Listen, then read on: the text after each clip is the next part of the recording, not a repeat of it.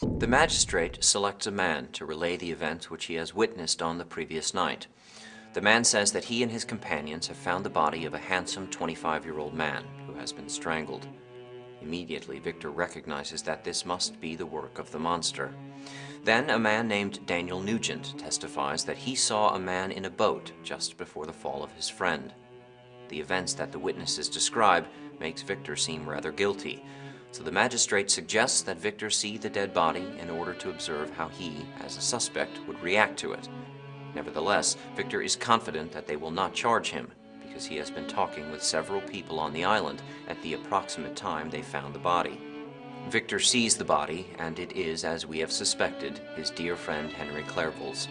Immediately, Victor collapses into convulsions and a frenzied fever, which lasts for 2 months. During his illness, Victor rambles in his delirium, cursing himself as the murderer. Fortunately, the only person who can understand his native tongue is the magistrate, Mr. Kerwin. Mr. Kerwin takes pity on Victor, though, and gives him the nicest cell in the prison.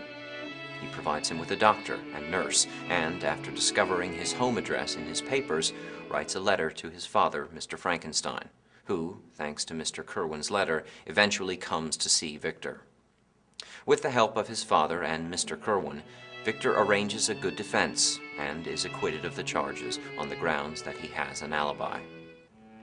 Victor returns to Geneva, where he will do everything to protect his family from the monster's rage.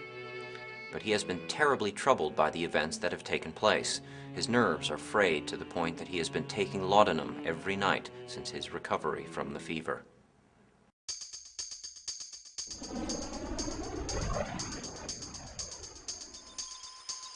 As discussed previously, Shelley's introduction of 4 trials, one for a working-class woman, one for a Turkish foreigner, one for the de Lacy family, and the other for Victor, an aristocratic man, demonstrates the inherent injustice in the legal system of the day.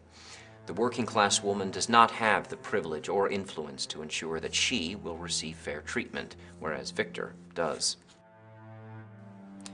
Mr. Kerwin charged himself with every care of collecting witnesses and arranging my defense. I was spared the disgrace of appearing publicly as a criminal, as the case was not brought before the court that decides on life and death. The grand jury rejected the bill on its being proved that I was on the Orkney Islands at the hour the body of my friend was found, and a fortnight after my removal, I was liberated from prison.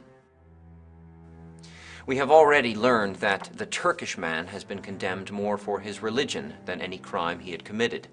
Meanwhile, the de Lacys, although they have become impoverished in the process, are able to afford a defense that results in exile rather than death or imprisonment. While Shelley's Frankenstein introduces many romantic literary themes, it also offers clear social commentary on the justice system of its day.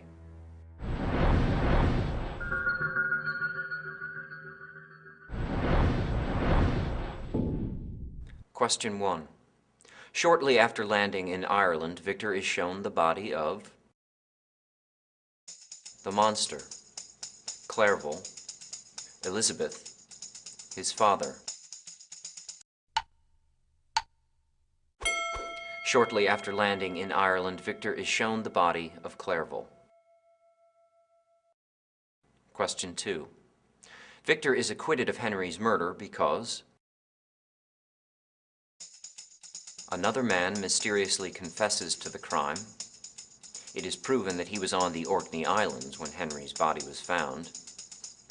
The marks on Henry's throat are 3 times the size of Victor's hands. The judge is paid a handsome sum of money. Victor is acquitted of Henry's murder because it is proven that he was on the Orkney Islands when Henry's body was found. Question 3. When Shelley writes that the working class accused of the creature's wrongdoings are convicted while Victor is set free, she is clearly revealing that Victor's character is inherently lucky, commenting on the ineptitude of law enforcement, foreshadowing another murder trial, making social commentary on the justice system of her day. When Shelley writes that the working class accused of the creature's wrongdoings are convicted while Victor is set free, she is clearly making social commentary on the justice system of her day.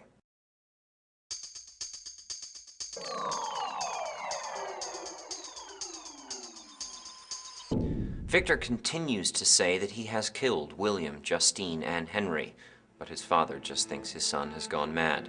As time passes, Victor begins to feel better, but a letter from Elizabeth puts further stress on his mind. Elizabeth writes to tell Victor how much she loves him, but also that she suspects he loves another woman. Victor, of course, loves Elizabeth very much, but he fears that if he marries her, the monster will fulfill his promise to be with him on his wedding night and kill him. However, he realizes that whether or not he marries Elizabeth, the monster will continue to haunt him. So he decides to write Elizabeth to pledge his love to her and to tell her that he has a terrible secret that he will reveal to her following their marriage. They plan to marry in 10 days. In retrospect, Victor regrets his decision, but he has no idea at the time of the horrors the monster has in store for him. The day of the wedding is the last day Frankenstein can remember feeling happiness. The day itself is perfect. Nature seems tranquil and calm. Victor and Elizabeth travel by water to Evian, where they will spend the first night of their honeymoon. As soon as they reach shore, however, Victor resumes his fears.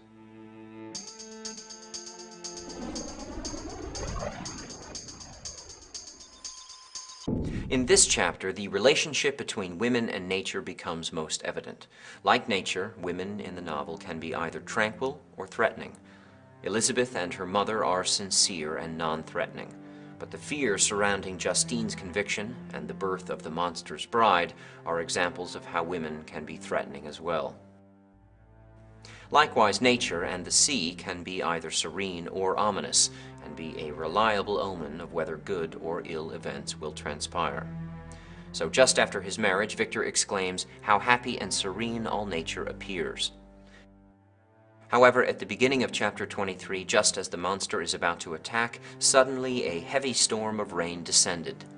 Just as Robert desires to tame the sea, and Victor to learn the secrets of nature in his study of natural philosophy, so, by extension, and on a more abstract level, they both desire to tame and control women as well.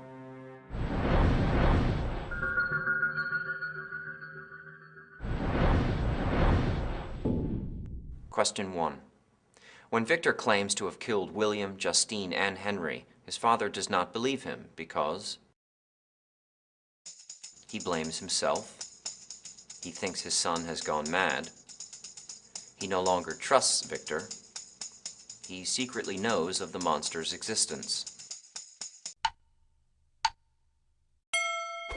When Victor claims to have killed William, Justine, and Henry, his father does not believe him because he thinks his son has gone mad. Question 2. When is the last time Victor claims to have felt happiness? The day of his arrival at Ingolstadt, the moment he came ashore in Ireland, on his wedding day, the night he destroys the female creature. Victor claims to have felt happiness for the last time on his wedding day. Question 3. After his marriage, Victor exclaims, "How happy and serene all nature appears." This can be considered evidence of the relationship between women and nature, Victor's blissful ignorance, the monster's sympathetic nature, Victor's love for his family. After his marriage, Victor exclaims, "How happy and serene all nature appears." This can be considered evidence of the relationship between women and nature.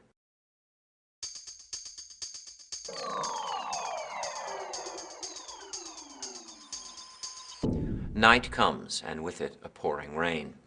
Victor asks Elizabeth to retire into her room because he fears that his battle with the monster will frighten her. As he waits for the creature, though, he hears his wife screaming. Frankenstein rushes into the room, but he is too late. Elizabeth is dead, strangled by the hand of the wretched monster. Victor sees the monster and tries to shoot him, but he misses. Victor and a crowd who has gathered, having heard Elizabeth's screams, chase after the creature, but to no avail. He laments and returns home, and soon after, his father dies from the grief that he could not bear. Victor is determined to capture the monster and exact his revenge. He goes to the magistrate and tries to explain the story of the creature. The magistrate responds to him kindly and simply says that capturing a creature, which can travel where no humans can go, will be impossible. However, despite the magistrate's kind words, he clearly thinks Victor has gone mad.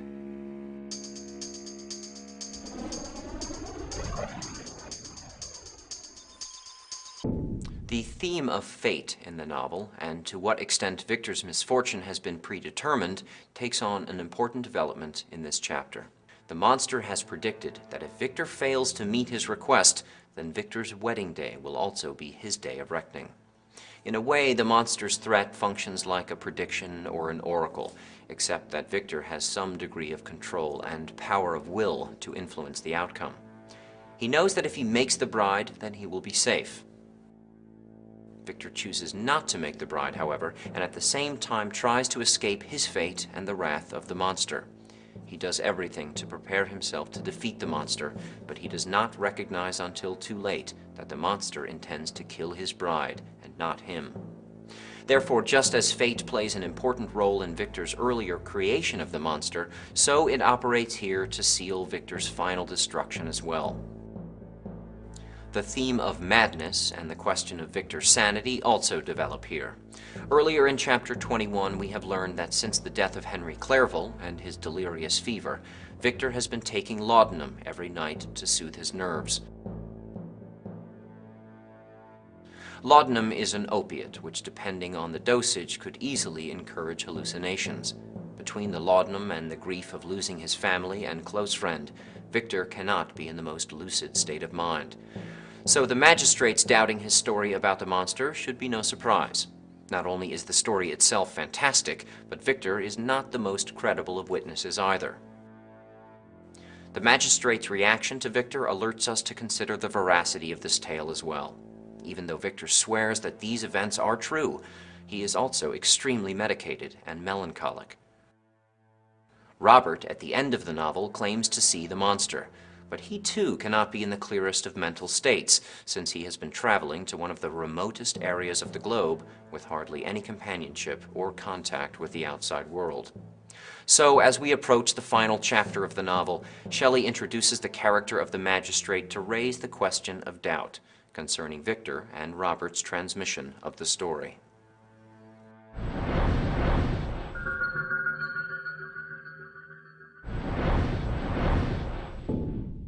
Question 1.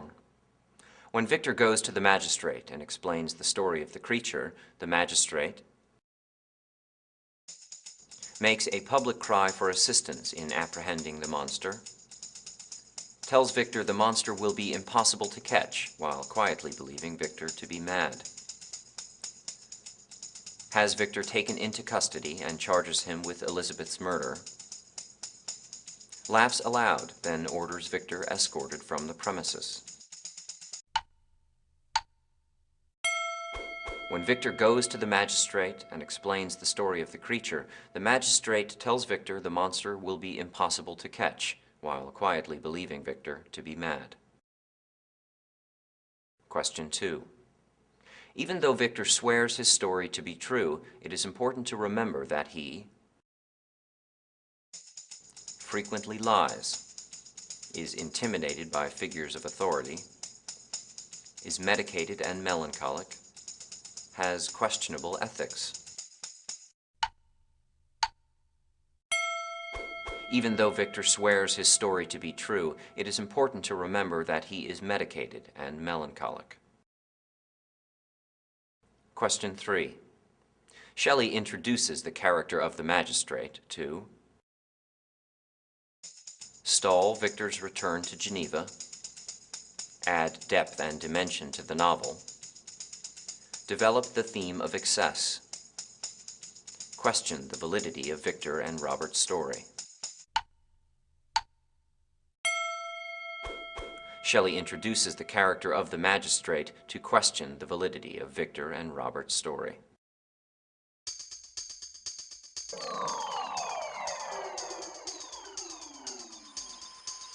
Victor pursues the monster to the icy north, and his only relief from his troubles is sleep. The monster sometimes leaves him messages carved in tree bark and maliciously taunts him. On his way, he encounters villagers who have seen the monster and complain how the creature is armed with guns and has stolen food from them.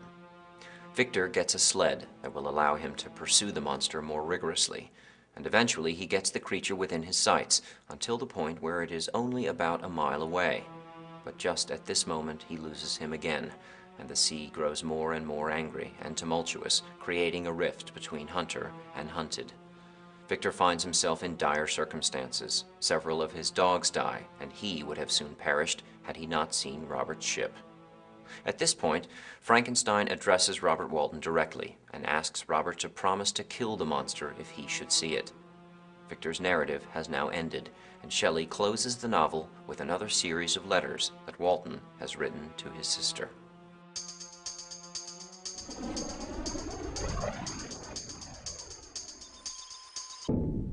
The theme of madness continues into chapter 24, as Victor travels further and further in pursuit of his nemesis. Victor here reports that villagers have seen the monster, but we must keep in mind that he is still reporting the story, so his word is not necessarily the truth of the matter. The descriptions of nature and the angry, maddened state of the sea is another indication of the degree of his mental anxiety. We can imagine the further Victor travels north and away from civilization, the further he is traveling away from sanity. It is also interesting to note that the hunt has now been reversed. Up to this point in the story, the monster has been hunting and haunting Victor, but now Victor chases the monster. Also, formally, Victor has appeared to be the rational one, who is in control of his actions and emotions compared to the monster. However, here we see him becoming more and more like the creature in his pursuit of the monster to exact vengeance. Victor wants to kill the creature for his misdeeds, just as the monster has wanted to destroy Victor for his. The conflation of these two characters raises the question of where humans begin and monsters end.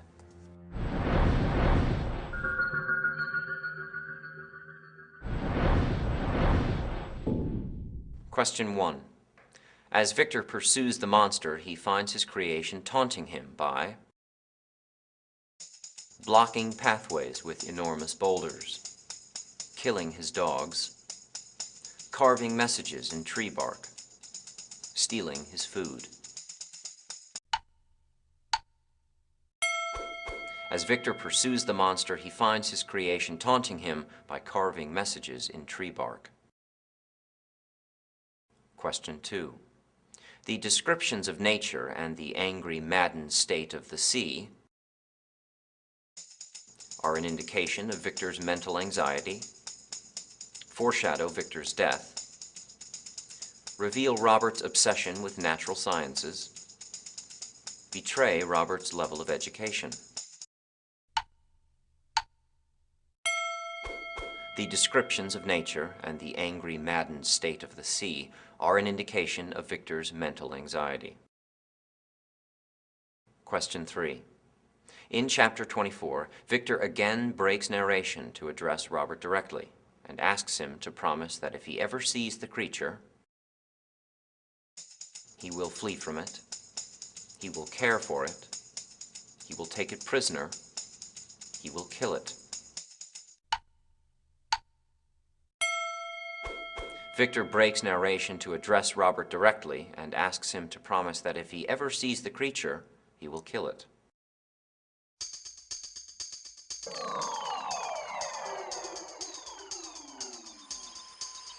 On August 26th, Robert writes his sister Margaret again and tells her how he has seen the letters of Felix and Safie and has even seen the monster himself. So he believes Frankenstein's story in earnest. In fact, he mentions how Frankenstein himself has read over the notes Robert has been taking and corrects them. Robert closes the first letter by reiterating Victor's one desire to find and destroy the monster he has created. On September 2nd, Robert writes again to say that he is surrounded by mountains of ice and may never return to England.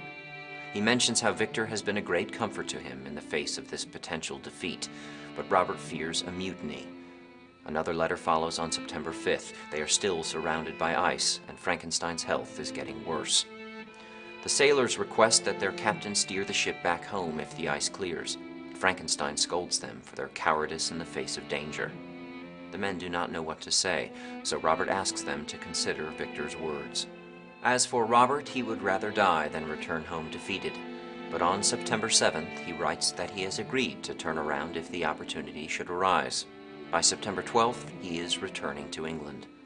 Frankenstein would rather stay behind to complete his quest, but his health is so bad that he cannot leave his bed. In fact, he does not have many hours to live. On his deathbed, he contemplates his past actions and realizes that he has done no wrong in creating the monster, nor in refusing to create a companion for his monster. His conscience is clear. He only regrets that he will not live long enough to destroy the creature himself. So once again, he asks Robert to complete this task for him. Soon after, Victor dies. Robert mourns Frankenstein and then observes a strange incident. He sees the monster standing over Victor's body. Robert asks the monster to stay, but the monster replies, "That is also my victim." The monster realizes he has destroyed Victor by destroying those whom he loved the most, and he chides himself with self-reproach. Robert is taken aback by the monster's display of sympathy and momentarily forgets his promise to Victor to destroy the creature. Instead, he tells the creature that he should have listened to his conscience instead of wreaking such havoc on his creator. The monster replies that he has listened to his conscience. The death of his victims has plagued him. He even pitied Frankenstein, but could not bear to see his creator happy when he himself has endured such misery. Nevertheless, Robert scolds him for his aberrations, but the monster quickly points out the hypocrisy in Robert's assumptions. Robert has heard and sympathized with Victor's story and has not considered the horrors that the monster has endured. He asks Robert why he does not blame Felix or the countrymen who chased the monster away when the creature tried to help the girl in distress, which leads us to believe the monster has been listening to Victor tell the story all along. The monster agrees that he is a wretch and has committed terrible deeds, but he does not think he has done anything worse than many humans have. He tells Robert that he will not commit any more crimes. In fact, he is going to kill himself by consuming his body in flames. Death is his only relief from life, and the wind will carry his ashes into the sea. The monster bids Robert a final farewell and disappears into the dark waves of the sea.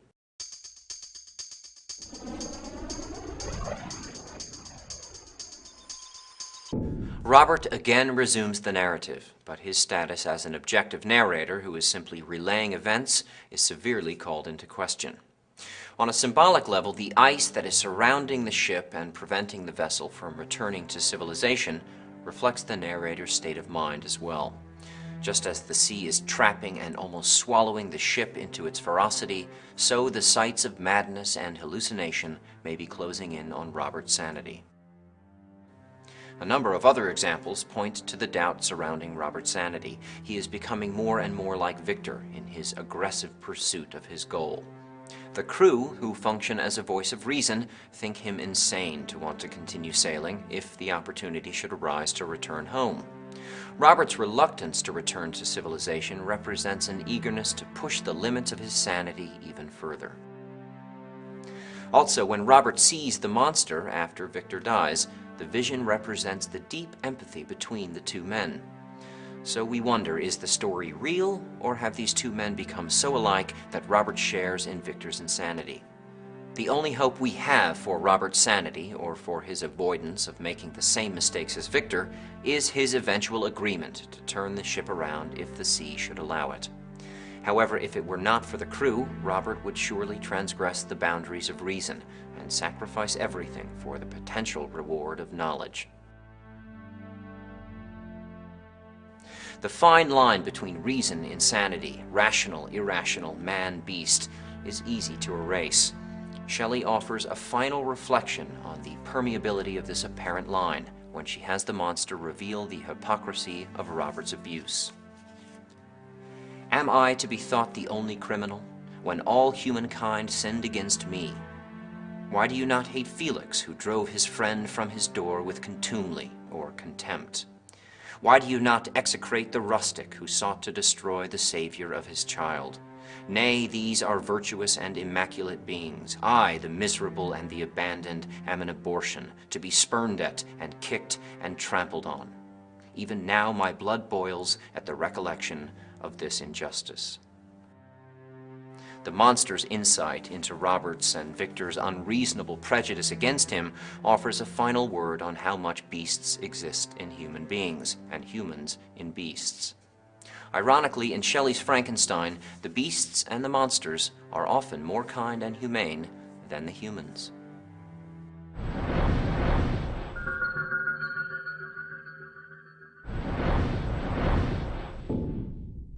Question 1. How does Victor react when the sailors request that their captain steer the ship back home if the ice clears? He scolds them for their cowardice in the face of danger.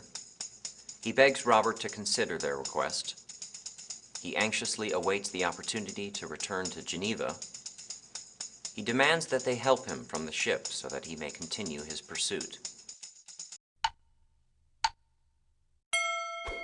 When the sailors request that their captain steer the ship back home if the ice clears, Victor scolds them for their cowardice in the face of danger. Question 2. On a symbolic level, the ice that is surrounding the ship and preventing the vessel from returning to civilization reflects Victor's love for Elizabeth, Victor's misuse of his education, Robert's state of mind, the monster's loneliness. On a symbolic level, the ice that is surrounding the ship and preventing the vessel from returning to civilization reflects Robert's state of mind. Question 3. How does the monster choose to die? By drowning himself in the Arctic Sea, by burning himself alive, by starving himself, by allowing Robert to shoot him. The monster chooses to die by burning himself alive.